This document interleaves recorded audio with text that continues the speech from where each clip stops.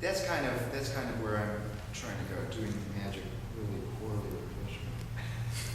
Which was his thing, messing up. Magic. I'm trying to think of red, white, and blue, 9/11. See, what I do when I do magic is I talk more than I do the magic, and then I do the magic poorly. I can do this trick, which is really my favorite trick, and then I'll bring it right back to 9/11. Tell me when I'm going too long, because I'm trying not to do any magic.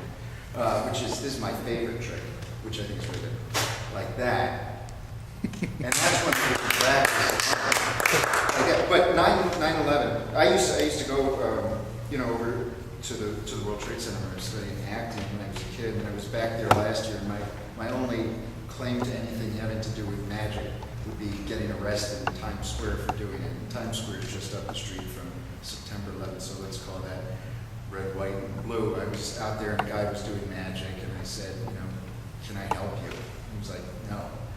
And I said, so I just watched, and I said, could I help you? And eventually he did. He was selling magic out on the street. He was selling these. I eventually got arrested for selling these. You've probably seen these. So I was doing that out there.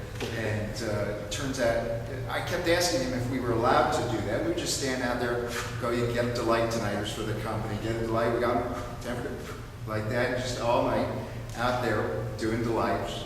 Doing everything with them that we could think of selling them. And the guy arrested me. And when he arrested me, it was for an administrative violation because I didn't have a permit out there for doing it.